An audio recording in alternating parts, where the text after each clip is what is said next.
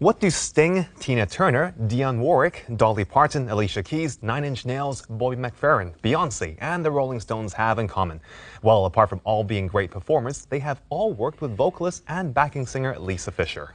Her versatility made her a prolific backing and session singer working with countless stars. But Fischer is also an established soloist in her own right. She was here last week at the Hong Kong Art Festival.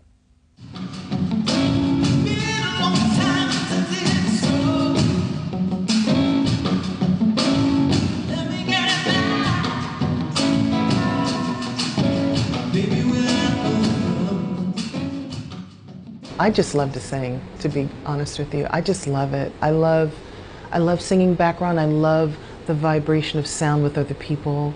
I love the feeling that that vibration of sound gives to the artist, because it's like a bed that they can lie in and they can just roll around and they can scream and they can yell and they can cry and they can laugh and they can do what they do. And so it feels good to cradle.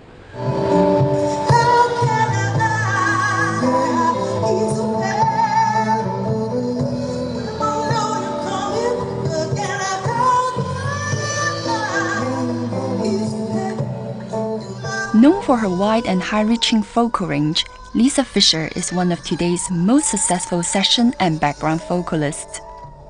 Raised in the borough of Brooklyn in New York, Lisa began her music career as a session singer in the early 1980s. It wasn't long before she met the legendary vocalist Luther Vandross, who was to become her mentor and close friend. Vandross invited her to become a supporting singer with his touring band. In 1991, Lisa released her debut solo album, So Intense, featuring the award-winning R&B single, How Can I Ease the Pain? Grammy goes to Lisa Fischer, How Can I Ease the Pain? The song won her a Grammy Award for Best Female R&B Vocal Performance. It was an amazing experience. Narda Michael Walden was the producer, and we co-wrote the song together. The whole experience with Narda recording that record was magical, because he has a way of using imagery when he produces, and so he'll say certain things that'll sort of excite something in my brain, and then I can see colors and I can see images, and then my voice gets wrapped up in trying to convey what it is I'm seeing. Lisa has spent most of her career supporting other major recording artists, including Tina Turner and the Rolling Stones. She first worked as a background vocalist for the Stones on their 1989 Steel Wheels tour. She's toured with them regularly in the 27 years since. I feel like I'm riding on a carpet ride with them. It's just, I try to hold on.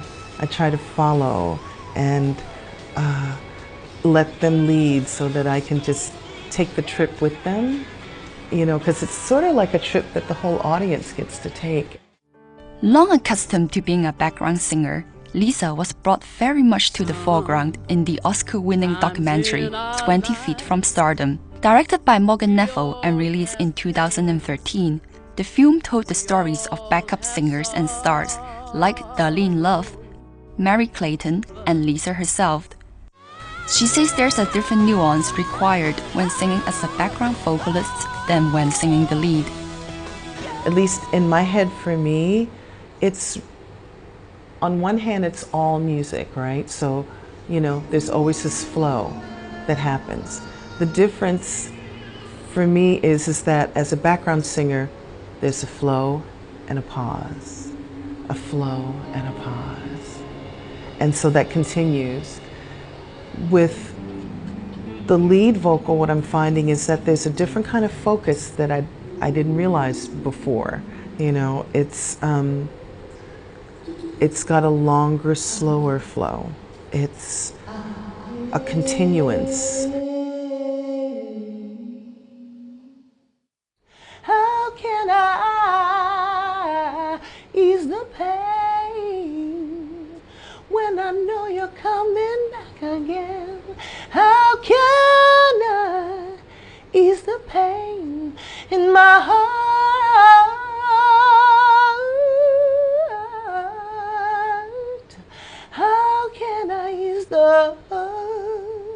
Pay